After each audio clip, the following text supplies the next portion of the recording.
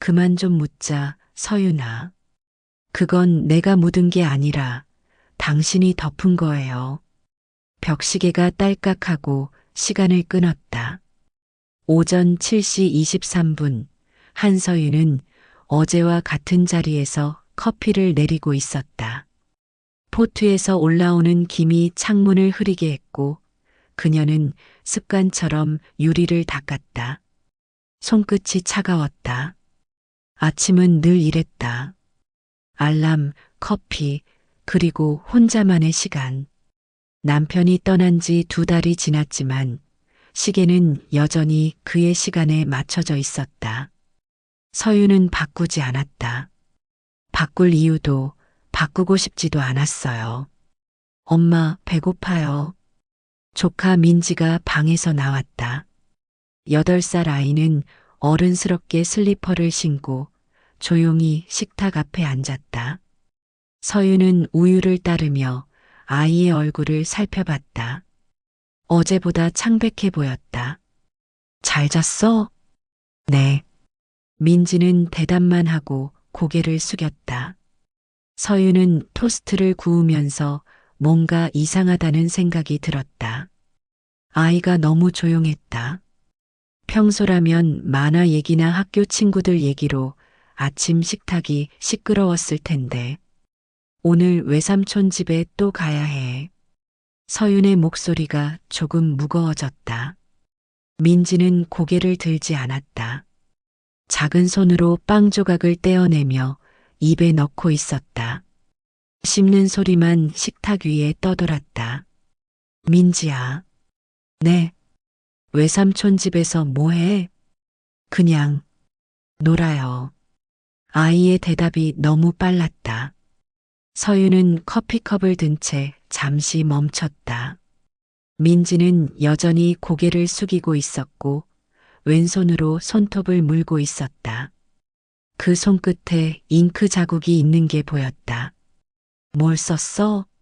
손에 펜 자국이 있네. 아, 그냥 숙제요. 민지가 손을 재빨리 치마 아래로 숨겼다. 서유는 이상했지만 더 묻지 않았다.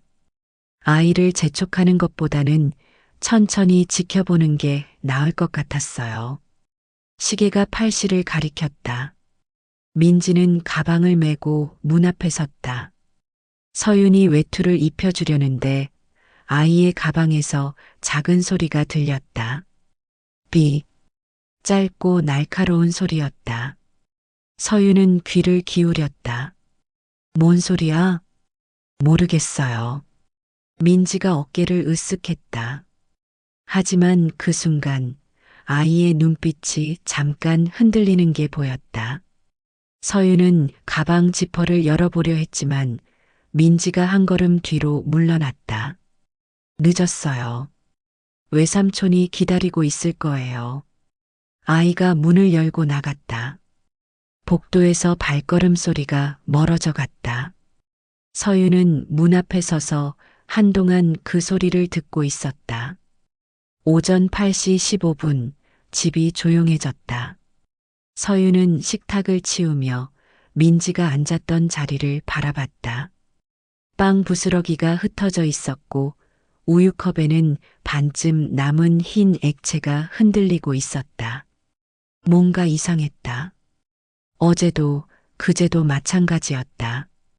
민지는 외삼촌 집에서 돌아올 때마다 더 조용해졌다. 처음에는 새로운 환경에 적응하는 과정이라고 생각했다. 하지만 벌써 1달이 넘었다. 서유는 설거지를 하다가 손을 멈췄다. 찬물이 손목을 타고 흘러내렸다.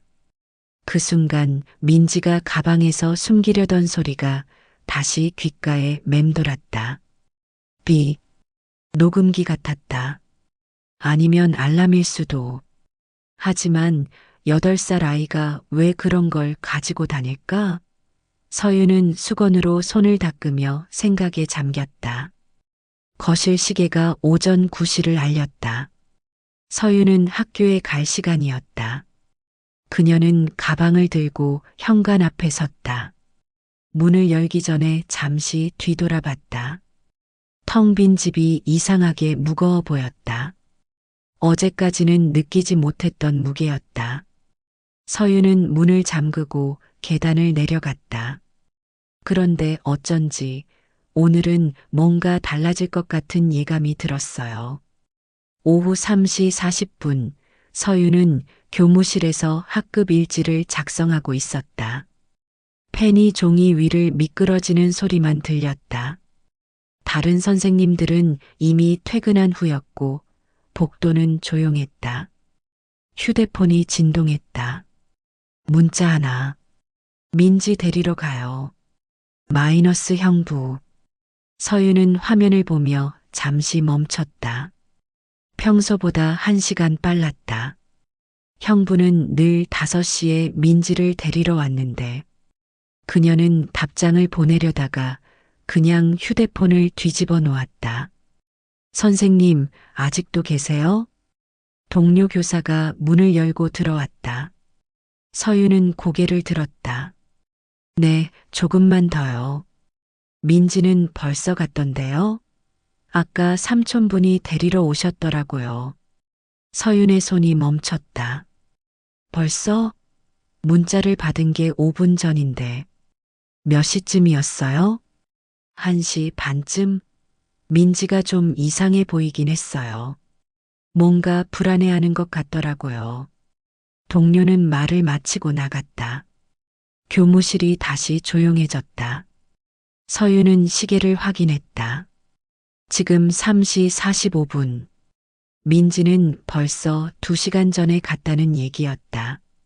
그런데 형부는 왜 방금 문자를 보낸 걸까? 서유는 휴대폰을 다시 들여다봤다. 발신 시간을 확인했다.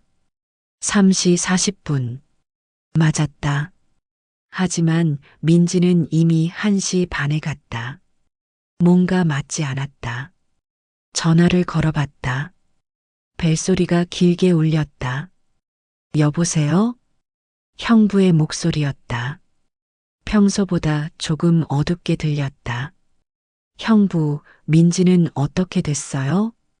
민지, 지금 옆에서 놀고 있어요. 그런데 문자에는 지금 데리러 간다고. 아, 그거요? 잘못 보낸 거예요. 예약 발송으로 해놨는데. 형부가 웃었다. 하지만 그 웃음이 어색하게 들렸다. 민지 좀 바꿔주세요. 지금 화장실에 가서요. 나중에 전화 드릴게요. 뚝. 통화가 끊어졌다. 서유는 휴대폰을 내려놓고 한동안 그 자리에 앉아 있었다. 형광등이 윙하고 작은 소리를 냈다. 뭔가 이상했다. 형부는 평소에 예약 발송 같은 건 쓰지 않았다. 그리고 민지는 보통 삼촌 집에 가면 바로 서윤에게 안부 전화를 걸곤 했는데 오늘은 전화가 없었다. 서윤은 가방을 정리하며 생각했다. 어제도 민지가 돌아올 때 이상했다.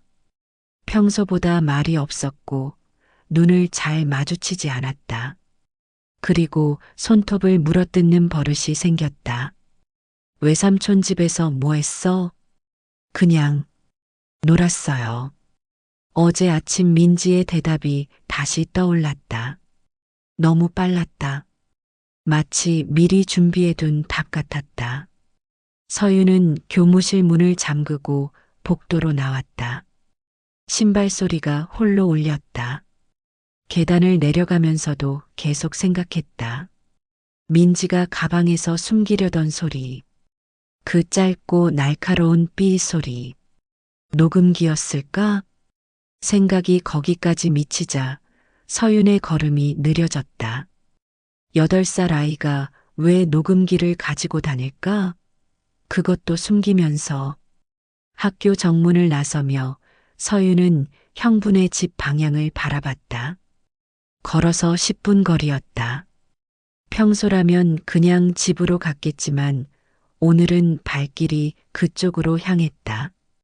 아파트 단지 입구에서 서윤은 멈춰 섰다. 형부네는 3층이었다. 창문에 불이 켜져 있었다. 하지만 올라가서 뭐라고 말할까? 민지가 이상해서 왔어요 라고 할 수는 없었다. 그때 누군가가 아파트에서 나왔다. 형부였다. 혼자였다. 서윤은 재빨리 화단 뒤로 몸을 숨겼다. 형부는 주변을 둘러보더니 휴대폰을 꺼냈다. 통화하는 모습이 보였다. 목소리는 들리지 않았지만 얼굴 표정이 굳어 있었다. 통화를 마친 형부는 다시 아파트 안으로 들어갔다. 서윤은 한동안 그 자리에 서 있었다. 민지는 어디 있는 걸까? 오후 4시 20분 서윤은 집으로 돌아왔다. 현관문을 열면서도 계속 생각했다. 형부가 혼자 나온 이유, 어색했던 전화 통화, 그리고 민지의 변한 모습, 모든 게 연결되는 것 같으면서도 아직 명확하지 않았다. 서윤은 거실에 앉아 휴대폰을 들여다봤다. 민지에게서 온 메시지는 없었다.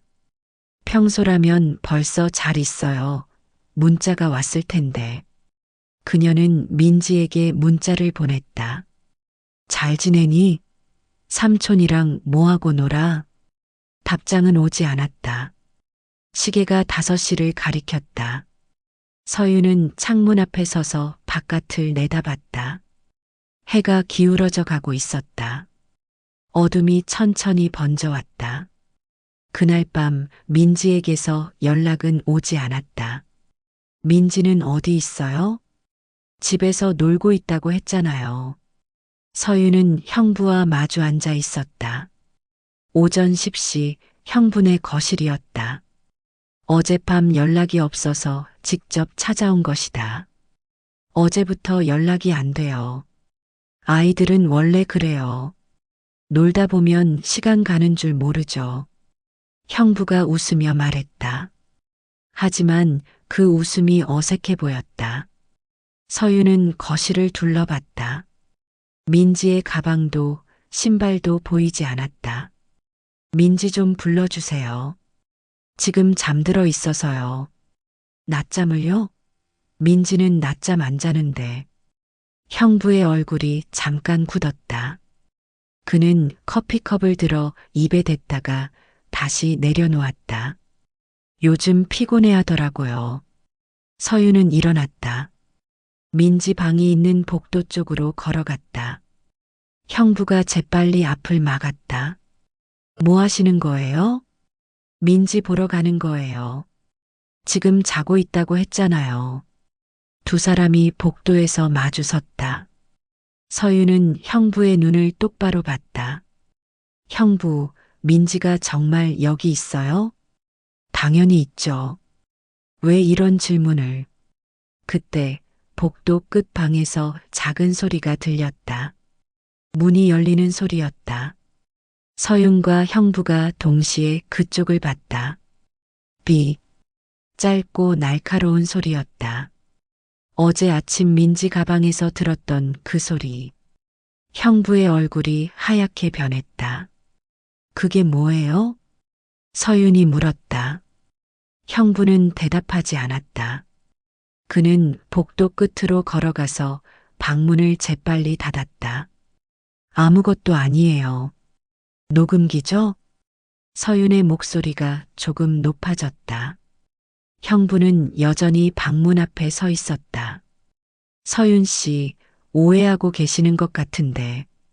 무슨 오해요? 민지가 왜 녹음기를 가지고 다니는 거예요? 그건 형부가 말을 멈췄다. 서윤은 한 걸음 더 다가갔다. 민지 어디 있어요? 정말로. 집에서 놀고. 거짓말 그만해요. 서윤이 소리쳤다. 형부가 움찔했다. 거실이 조용해졌다. 두 사람의 숨소리만 들렸다. 민지는 어제부터 이상했어요. 아니, 한 달 전부터 여기 올 때마다 달라졌어요. 서윤의 목소리가 떨렸다. 말도 없어지고 손톱 물어뜯고 밤에 잘 때도 깜짝깜짝 놀라고 아이들은 원래 그리고 녹음기요. 왜 8살 아이가 녹음기를 숨기면서 가지고 다녀요? 형부가 입을 열려다가 다시 닫았다. 그는 벽에 등을 기댔다. 서윤 씨가 생각하는 게 아니에요. 그럼 뭐예요? 그냥 복잡한 일이 있어서. 복잡한 일? 서윤이 한 걸음 더 다가갔다. 형부와의 거리가 한 뼘 정도 남았다.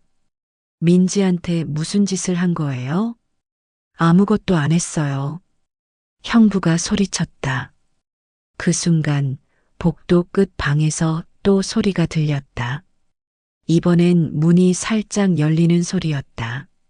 서윤이 재빨리 그쪽으로 뛰어갔다. 형부가 뒤따라왔지만 늦었다. 방문을 열자 서윤은 멈춰섰다. 방 안에는 민지가 없었다. 대신 책상 위에 낡은 노트 한 권이 놓여 있었다. 펼쳐진 첫 페이지에 삐뚤빼뚤한 글씨가 써 있었다. 말하면 엄마가 아플 거래요. 서윤의 숨이 멎었다. 손이 떨렸다.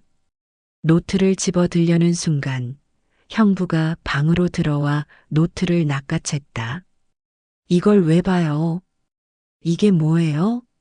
민지가 쓴 거죠? 아니에요. 거짓말하지 마세요.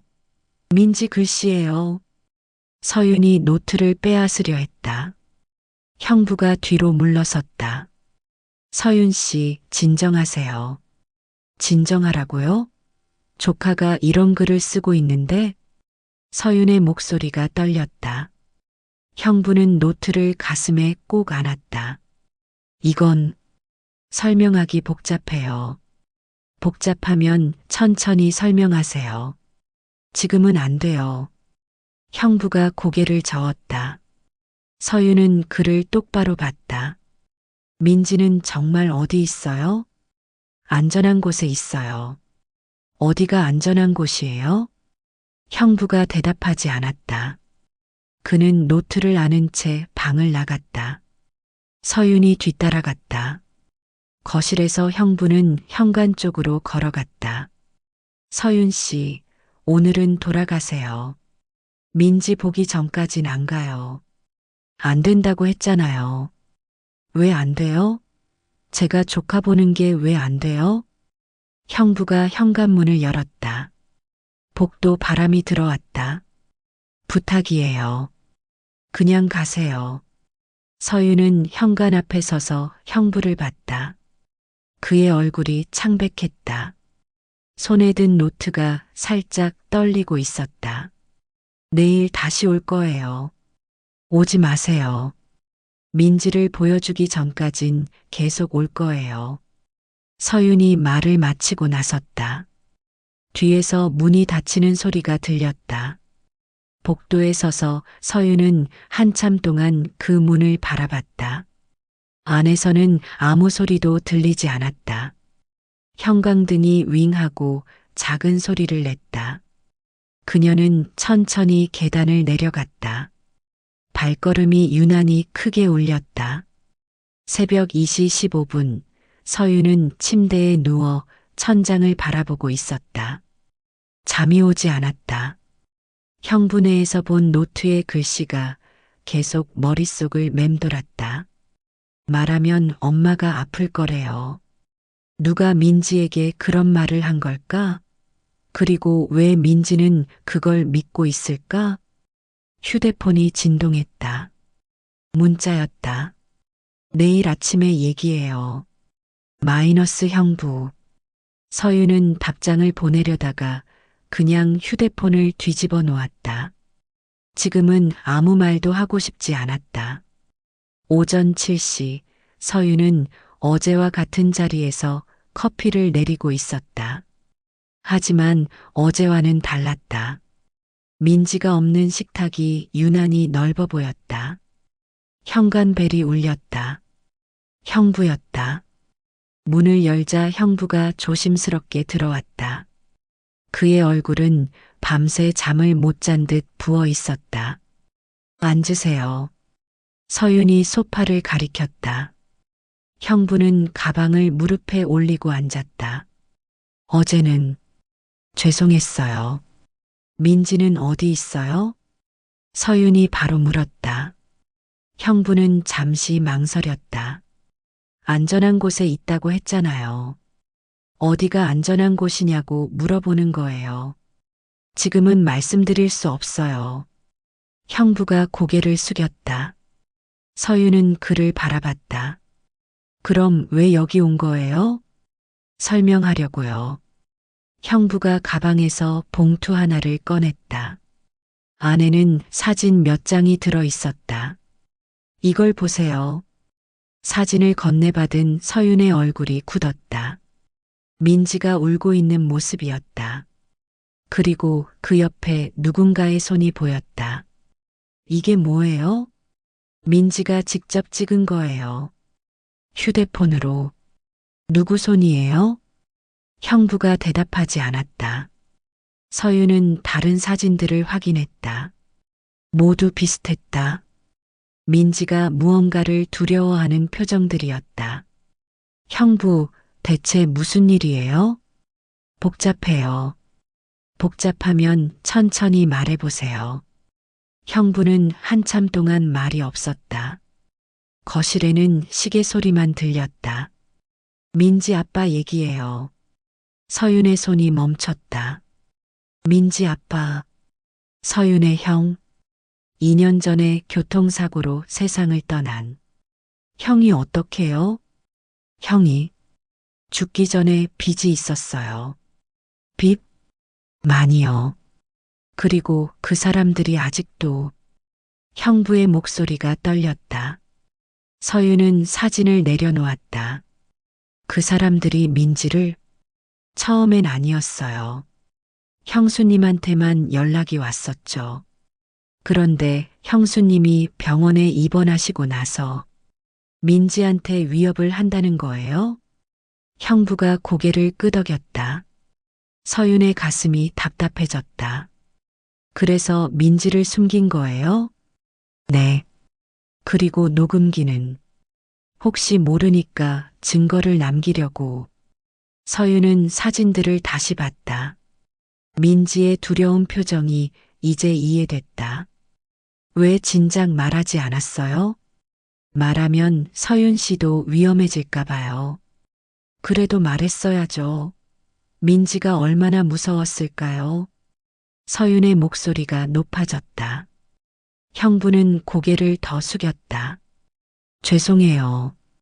죄송하다고 해결되는 일이 아니에요. 거실이 조용해졌다. 서윤은 소파에서 일어났다. 민지 어디 있어요? 정확히 시골에 있는 친척 집이에요. 주소 알려주세요. 지금 당장 알려주세요. 서윤이 소리쳤다. 형부가 놀라서 고개를 들었다. 서윤 씨, 진정하세요. 진정하라고요? 조카가 혼자 무서워하고 있는데? 혼자 아니에요. 친척들이 잘 돌봐주고. 그게 중요한 게 아니에요. 서윤이 형부 앞에 섰다. 민지는 지금 무슨 생각을 하고 있을까요? 왜 갑자기 낯선 곳에 가야 하는지, 왜 엄마 아빠가 없는지, 왜 무서운 사람들이 자기를 찾는 건지. 서윤의 목소리가 떨렸다. 아이가 얼마나 혼란스러울까요? 형부는 대답하지 못했다. 그는 가방을 들고 일어났다. 일주일만 더 기다려주세요. 그 사람들과 합의가 끝나면. 합의요? 네. 돈으로 해결하려고요. 얼마예요? 그건 얼마냐고 물어보는 거예요. 3천만 원이요. 서윤이 한숨을 쉬었다. 큰 돈이었다. 형부 혼자 감당할 수 있는 금액이에요? 어떻게든 해보려고요. 어떻게든이요? 서윤이 형부를 봤다. 그의 얼굴이 초췌해 보였다. 서윤 씨, 저를 믿어주세요. 믿고 싶어요. 하지만 서윤이 말을 멈췄다. 형부는 현관 쪽으로 걸어갔다. 일주일 후에 다시 연락드릴게요. 형부. 서윤이 그를 불렀다. 형부가 돌아봤다. 민지가 안전하다는 걸 어떻게 믿어요? 제가 직접 확인하고 있어요.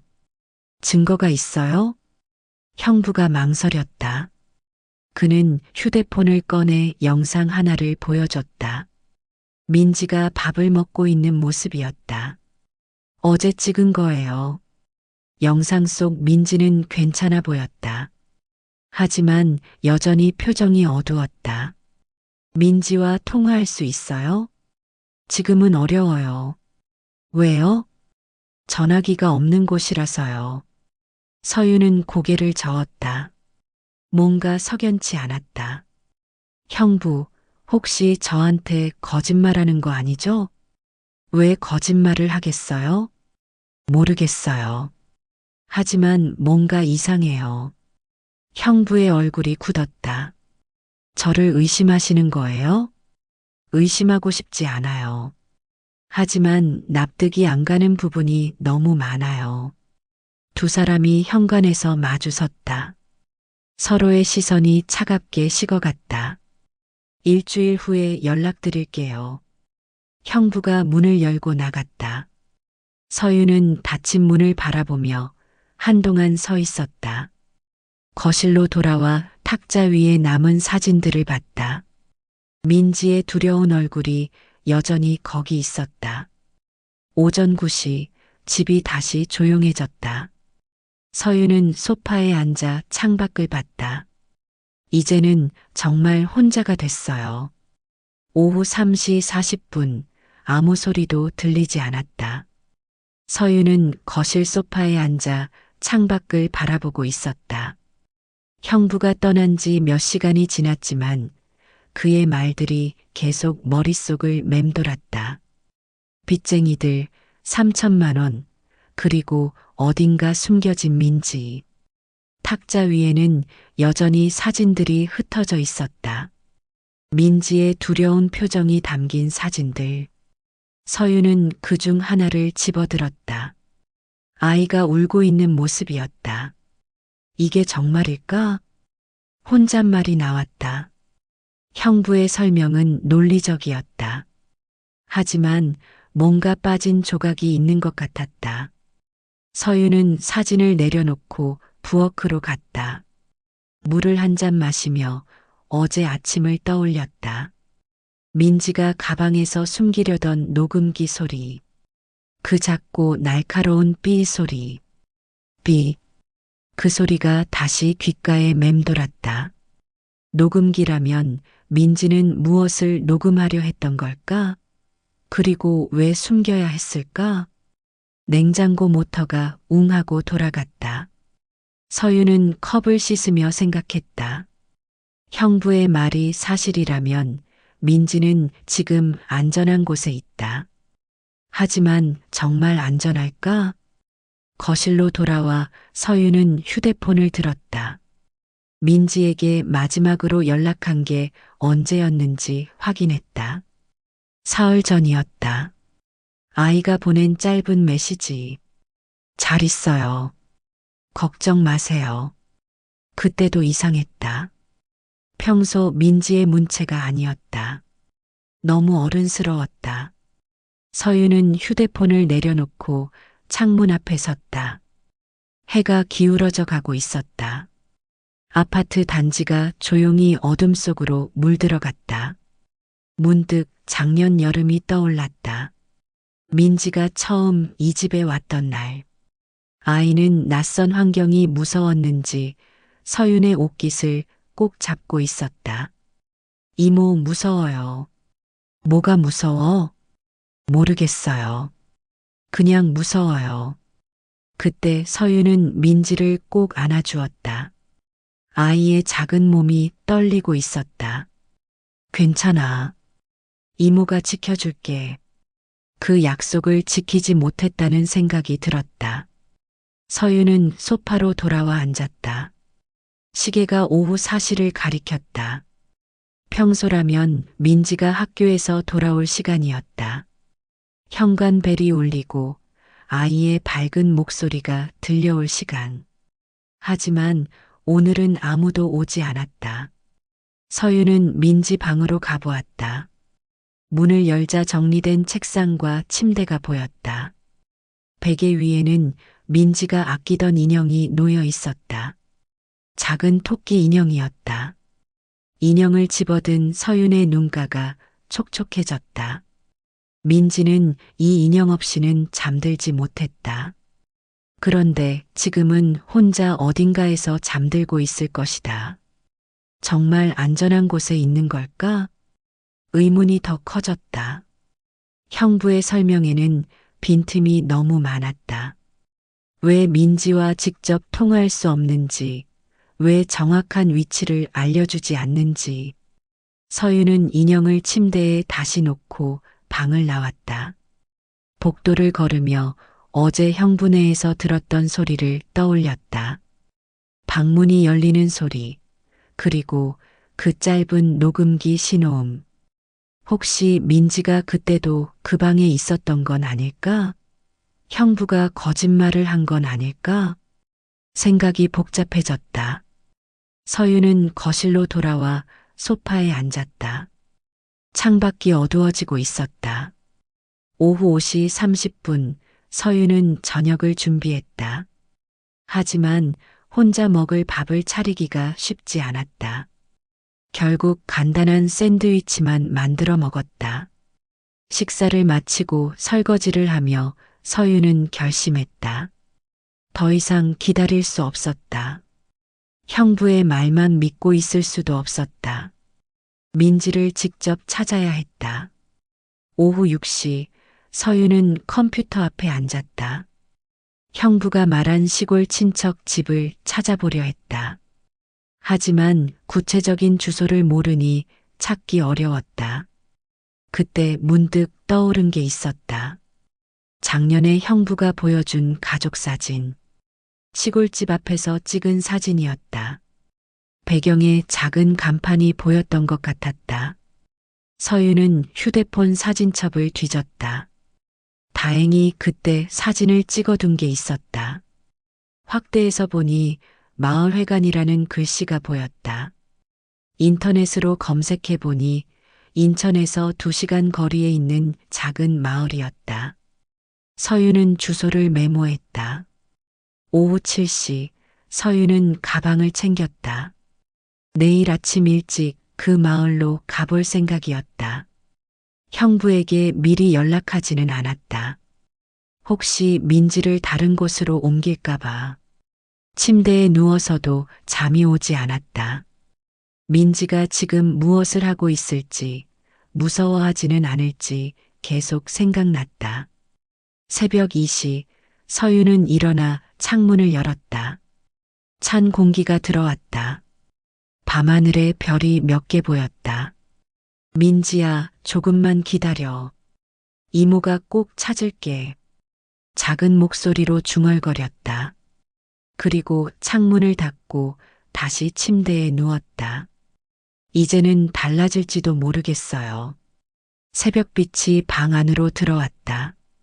서유는 어젯밤 거의 잠들지 못했지만 눈을 뜨자마자 몸이 가벼웠다. 창문 너머로 보이는 하늘이 어제와 달랐다. 같은 회색빛이었지만 공기가 더 맑게 느껴졌다. 오전 5시 47분 서유는 침대에서 일어났다. 평소보다 일찍 깬 것이었지만 피곤하지 않았다. 오히려 오랜만에 머리가 맑았다.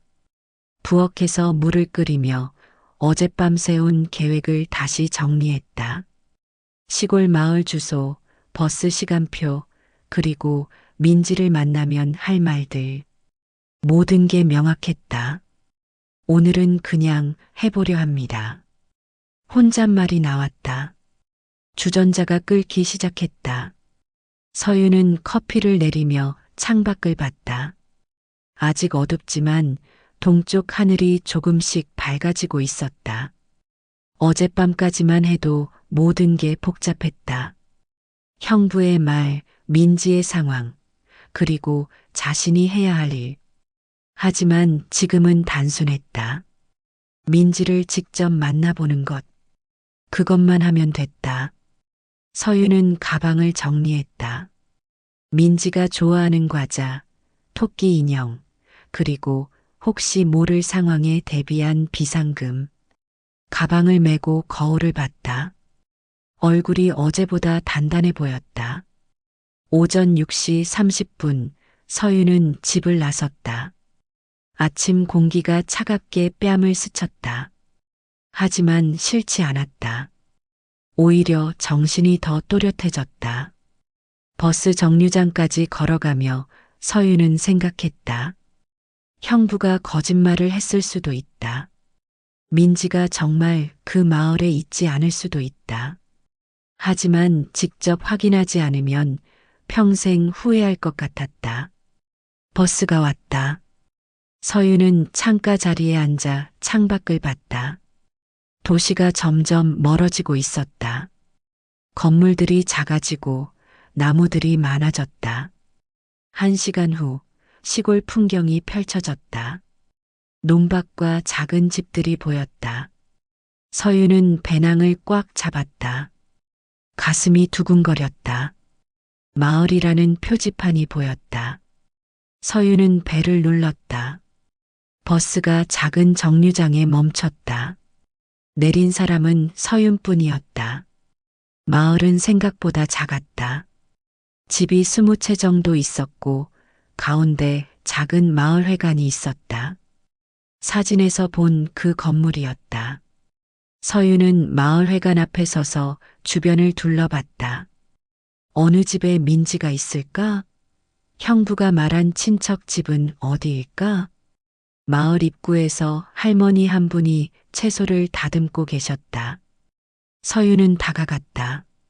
안녕하세요. 할머니가 고개를 들었다. 어디서 오셨어요? 인천에서 왔어요. 혹시 이 근처에 서울에서 온 아이가 있는지 아세요? 할머니가 고개를 갸웃했다. 서울에서 온 아이요? 네. 8살 여자아이인데 며칠 전에 왔을 거예요. 글쎄요, 못 본 것 같은데. 서윤의 가슴이 답답해졌다. 하지만 포기하지 않았다. 마을에 몇 집 안 되니까 한 집씩 물어봐도 될까요? 그러셔도 좋지만 여기 사는 사람들 다 아는데 그런 아이는 없어요. 할머니의 말에 서유는 멈춰섰다. 정말 민지가 여기 없는 건가? 혹시 빈집은 없나요? 사람들이 가끔 와서 머무는? 아, 그런 집이 하나 있긴 해요. 저쪽 끝에 할머니가 마을 끝을 가리켰다. 서유는 그쪽으로 걸어갔다. 마을 끝에 작은 단층 집이 있었다. 담장이 낮고 마당에 빨래가 걸려 있었다. 누군가 살고 있는 것 같았다. 서유는 대문 앞에 서서 망설였다. 정말 민지가 안에 있을까? 아니면 헛걸음일까? 그때 집안에서 소리가 들렸다. 비. 짧고 날카로운 소리. 녹음기 소리였다. 서윤의 심장이 빨리 뛰기 시작했다. 민지가 정말 여기 있었다. 그녀는 천천히 대문 손잡이를 돌렸다. 문이 열렸다. 마당으로 들어서자 집안에서 또 소리가 들렸다. 이번에는 민지의 목소리였다. 이모. 작고 떨리는 목소리. 서유는 현관문을 향해 뛰어갔다. 그날 아침 오래 기다렸던 문이 열렸어요. 현관문을 열었다. 민지가 방바닥에 웅크리고 앉아 있었다. 작은 손에는 녹음기가 들려 있었고 얼굴은 창백했다. 아이는 서윤을 보자 눈물을 터뜨렸다. 이모. 민지가 서윤에게 달려왔다. 서윤은 아이를 꼭 안았다. 민지의 몸이 작게 떨리고 있었다. 괜찮아, 괜찮아. 이제 괜찮아. 서윤의 목소리도 떨렸다. 민지를 한 달 만에 만나는 순간이었다. 이모 무서웠어요. 뭐가 무서웠어? 아저씨들이요. 나쁜 아저씨들이 계속 와요. 민지가 서윤의 옷을 꽉 잡았다. 서윤은 주변을 둘러봤다. 집안은 어수선했다. 짐들이 여기저기 흩어져 있었고 부엌에는 라면 용기들이 쌓여 있었다. 민지야, 여기서 누구랑 있었어? 할머니요. 근데 할머니는 장 보러 가셨어요. 할머니가 언제 돌아와? 모르겠어요. 아침에 나가셨는데. 서윤은 민지의 손을 잡고 앉았다. 아이의 얼굴을 자세히 봤다. 살이 빠져 있었고 눈 밑에 다크서클이 있었다. 밥은 잘 먹었어? 네. 할머니가 해주셨어요. 외삼촌은 언제 봤어? 민지의 표정이 어두워졌다. 며칠 전에요. 와서 이상한 얘기했어요. 이상한 얘기? 이모한테 말하면 안 된다고. 그리고 나쁜 아저씨들이 이모도 다치게 할 수 있다고. 서윤의 가슴이 답답해졌다. 형부가 아이에게 거짓말을 한 것이었다. 민지야, 그 녹음기는 뭐야? 민지가 손에 든 녹음기를 봤다. 외삼촌이 줬어요. 나쁜 아저씨들이 오면 녹음하라고. 나쁜 아저씨들이 여기까지 왔어? 네. 어제도 왔어요. 할머니가 없다고 했는데 자꾸 물어봤어요. 서윤은 민지를 더 꼬다놨다. 아이가 얼마나 무서웠을지 상상이 됐다. 이제 괜찮아. 이모가 데려갈게. 정말요? 응. 집으로 가자. 그때 집 밖에서 소리가 들렸다. 차 문이 닫히는 소리였다. 서윤과 민지가 동시에 문 쪽을 봤다. 누구예요? 민지가 작은 목소리로 물었다. 서윤은 창문으로 가서 밖을 내다봤다. 형부의 차였다. 형부가 차에서 내리고 있었다. 외삼촌이에요. 서윤이 말했다. 민지가 서윤 뒤로 숨었다. 현관문이 열렸다. 형부가 들어왔다. 그는 서윤을 보고 멈춰섰다. 어떻게 여기를? 민지 데리러 왔어요. 서윤이 차분하게 말했다. 형부의 얼굴이 굳었다. 안 된다고 했잖아요. 왜 안 돼요? 조카 보는 게 왜 안 돼요? 지금은 위험해요. 누구한테 위험해요? 민지한테? 저한테? 서윤이 한 걸음 앞으로 나갔다. 민지는 여전히 서윤 뒤에 숨어 있었다. 서윤 씨 상황을 모르시니까. 그럼 설명해 보세요. 정확히. 형부가 망설였다. 그는 민지를 봤다. 민지야, 할머니 방에 들어가 있어. 싫어요. 민지가 고개를 저었다. 서윤의 옷을 더 꽉 잡았다. 민지는 여기 있을 거예요. 그리고 설명하세요. 서윤의 목소리가 단단했다. 형부는 한숨을 쉬었다. 정말 복잡한 일이에요. 복잡해도 들을게요. 형부가 소파에 앉았다. 서윤도 민지와 함께 맞은편에 앉았다. 형 빈 얘기는 사실이에요. 근데 형부가 말을 멈췄다. 근데요? 그 사람들이 생각보다 더 위험해요. 경찰에 신고해도 소용없을 정도로. 그래서 민지를 여기 숨긴 거예요? 네. 그리고 돈을 구하려고 했어요. 3천만 원 말하는 거죠? 형부가 고개를 끄덕였다. 구했어요?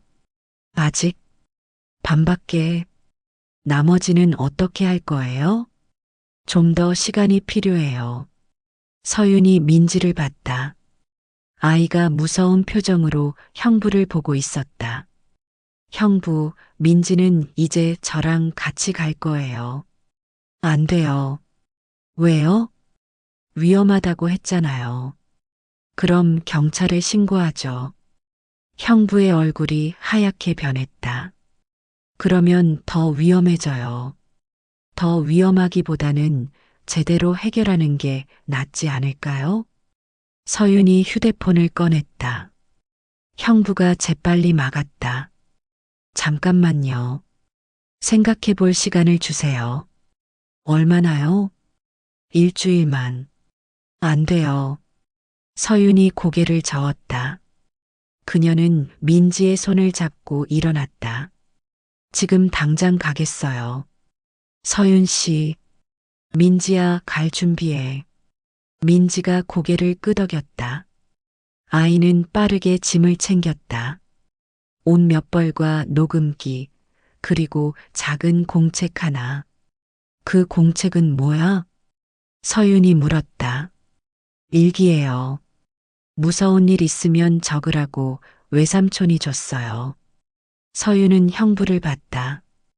그가 아이에게 얼마나 많은 부담을 줬는지 알 것 같았다. 형부, 이 일은 어른이 해결할 문제예요. 아이한테 짐을 지우지 마세요. 알아요. 하지만은 없어요. 서윤이 민지의 손을 잡고 현관으로 갔다. 형부가 뒤따라왔다. 정말 위험할 수 있어요. 그럼 같이 경찰서 가죠. 서윤이 돌아서서 형부를 봤다. 이 문제를 제대로 끝내요.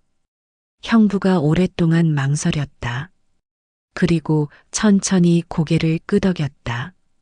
알겠어요. 오후 4시 세 사람은 함께 마을을 떠났다. 민지는 서윤의 손을 꽉 잡고 있었고 형부는 조용히 뒤따라왔다. 버스 안에서 민지가 작은 목소리로 말했다. 이모, 이제 진짜 괜찮아요? 응, 이제 진짜 괜찮아. 서윤이 민지의 머리를 쓰다듬었다. 창밖으로 석양이 지고 있었다. 그날 저녁 오래 닫혀있던 문이 마침내 열렸어요. 그날 이후 2달이 지났다. 서윤은 아침마다 같은 자리에서 커피를 내리고 있었다. 하지만 공기가 달랐다. 무겁지 않았다. 창문 너머로 들어오는 햇살도 예전보다 따뜻하게 느껴졌다. 민지는 매일 아침 7시에 일어나 스스로 가방을 챙겼다. 더 이상 손톱을 물지 않았고 밤에도 깊이 잠들었다. 아이의 웃음소리가 다시 집안에 울려 퍼졌다. 이모, 오늘 뭐해요? 학교 가고, 이모는 일하고. 평범한 하루지. 평범한 게 좋아요. 민지가 토스트를 베어 물며 말했다. 그 말에 서윤은 미소를 지었다. 평범함이 이렇게 소중한 것이었다. 형부는 일주일에 한 번씩 연락을 했다. 경찰 조사는 순조롭게 진행되고 있었다. 빚쟁이들은 체포됐고 민지를 위협했던 일들도 모두 밝혀졌다. 형부는 많이 수척해졌지만 표정은 전보다 편안해 보였다. 고마워요, 서윤아. 지난주 만났을 때 형부가 말했다. 가족이잖아요. 서윤의 대답이었다. 그때 형부의 눈가가 촉촉해졌다. 오전 8시 20분 민지를 학교에 보낸 서윤은 천천히 집으로 돌아왔다. 계단을 오르며 이웃 할머니와 인사를 나눴다. 예전에는 그냥 지나쳤던 일이었다. 오늘은 좀 어때요? 괜찮아요. 요즘 다 괜찮아요. 할머니가 온화하게 웃었다. 그 웃음이 서윤에게도 전해졌다. 집에 들어와 서윤은 창문을 열었다. 찬 공기가 들어왔다. 하지만 상쾌했다. 멀리서 아이들 뛰어노는 소리가 들렸다. 학교 운동장에서 나는 소리였다. 민지도 저렇게 뛰어놀고 있을 것이다. 친구들과 함께 아무 걱정 없이. 서윤은 부엌에서 차를 우렸다. 향이 퍼지자 마음이 차분해졌다. 예전에는 이런 여유가 없었다. 항상 무언가에 쫓기듯 살았다. 하지만 이제는 달랐다. 탁자에 앉아 차를 마시며 서유는 민지의 새 공책을 봤다. 일기장이었다. 예전에 그 무서운 기록들과는 전혀 다른 내용들이 적혀 있었다. 오늘 친구들과 놀았다. 재미있었다. 이모가 만든 김치찌개가 맛있었다. 내일은 뭐하고 놀까? 아이다운 글들이었다. 서유는 그 글들을 읽으며 웃었다.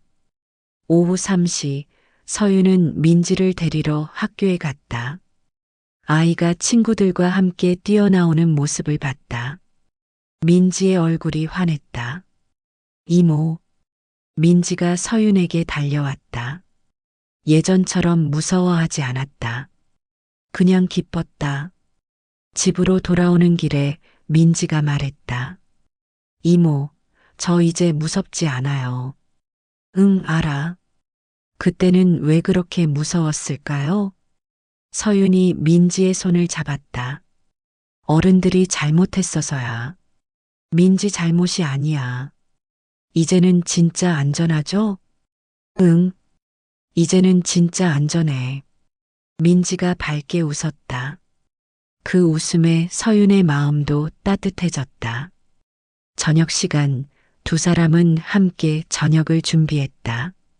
민지는 상을 차렸고 서윤은 국을 끓였다. 평범한 일상이었지만 이보다 소중한 건 없었다. 이모, 감사해요. 뭐가? 저를 찾아와줘서. 그때 혼자였으면 어떻게 됐을까요? 서윤이 민지의 머리를 쓰다듬었다. 가족은 서로 지켜주는 거야. 저도 이모 지켜드릴게요. 민지의 진심 어린 말에 서윤은 코끝이 찡해졌다. 밤 9시 민지를 재운 서윤은 혼자 거실에 앉아 있었다. 조용했지만 외롭지 않았다. 평온했다. 창문 너머로 아파트 단지의 불빛들이 보였다. 저마다의 집에서 저마다의 일상을 살고 있는 사람들. 서윤도 이제 그 평범한 일상의 일부가 됐다. 휴대폰에 문자가 왔다. 형부였다. 오늘 마지막 조사 끝났어요. 이제 정말 다 끝났습니다. 고마워요. 서윤은 답장을 보냈다.